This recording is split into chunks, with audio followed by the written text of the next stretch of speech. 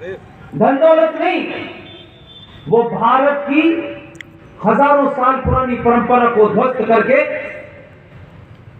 इसको इस्लामिक देश बनाना चाहते थे। आपके पंडितों ने, पुजारियों ने उसको बचाने के लिए क्या क्या जतन किए हैं, जरा देश में निकल के घूमिए तब पता चलेगा। किसी को गाली देना, किसी पे सवाल उठा देना बहुत आसान काम है, बहुत आसान काम है। लेकिन जरूरी नहीं है कि हर मंदिर के अंदर जो पुजारी बैठा हुआ है वो बेरोजगार है, उसको जिंदगी में कुछ नहीं कर पाया इसलिए पंडिताई कर रहा है।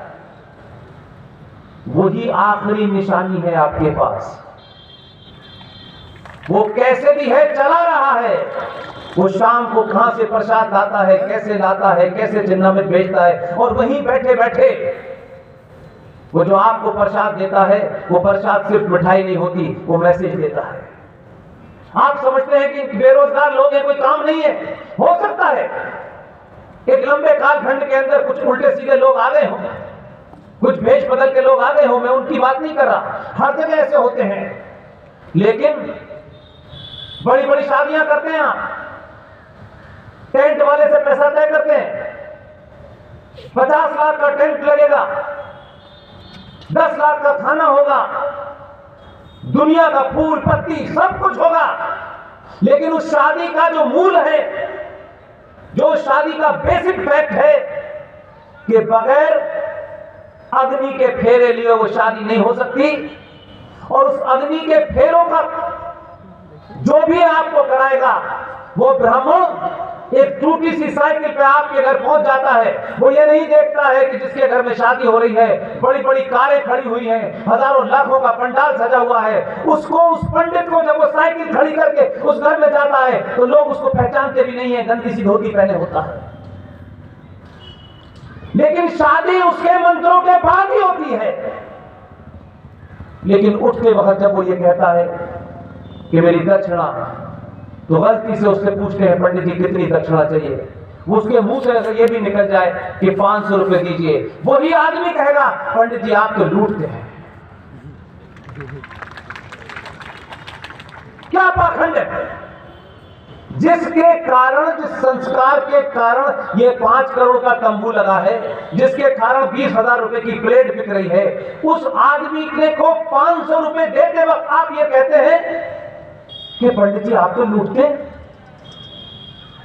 और कुछ तथाकथित बहुत ज्यादा पढ़े लिखे लोग, नहीं पंडित तो लूटते ही हैं, लूट रहे होते तो लकड़ी की चप्पल पहन के सड़क पर चल रहे होते।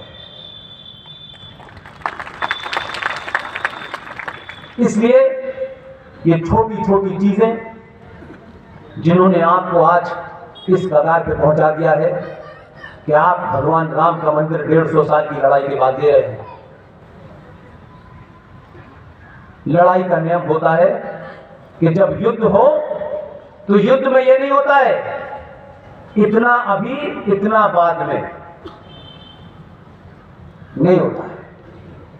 30 से 40 हजार मंदिरों के ऊपर भारत की संसद ने कानून बना दिया। आपने जानने की कोशिश ही नहीं की। इसीलिए मैंने कहा कि जिन जनप्रतिनिधियों को आप चुनते हैं, आप अगर ये मानते हैं कि वो आपके हैं तो उनका गलेबान पकड़ने की आपको ज्यादा जरूरत है। बुरा मत मानिएगा, क्योंकि आप में से ज्यादा आपको लगता है कि ये हमारे नजदीक हैं, इसलिए वो धोखा नहीं दे सकते आपको, ये विश्वास आपको होता है। उनको सही समय में बोलना चाहिए। ये जरूरी नहीं है कि आपकी संसद के अंदर या विधानसभा में हमेशा ताकत मेजॉरिटी में ही रहेगी।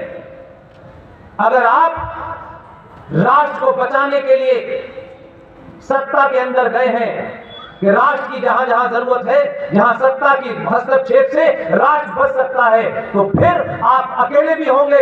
इतना चिल्लाइए कि शहर भर में हो जाए कि आपके लोकल एमपी ने इतना चिल्लाया, उसकी बात नहीं सुनी गई, लेकिन हमारे एमपी ने कोई कसर नहीं छोड़ी।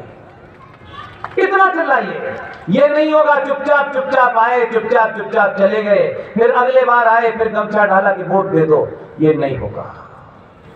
आप उस आदमी से जिन्होंने हमारे खिलाफ, हमारे राष्ट्र के खिलाफ हमारी संस्कृति के खिलाफ जो कानून बनाए, आप तब भी चुप रहे और अब भी चुप हैं, तो फिर मैं मानता हूं कि आप उसमें शामिल हैं, आपकी मुख सहमति है। इसलिए 1991 में भारत की संसद में कानून बना, नहीं बताया गया आपको,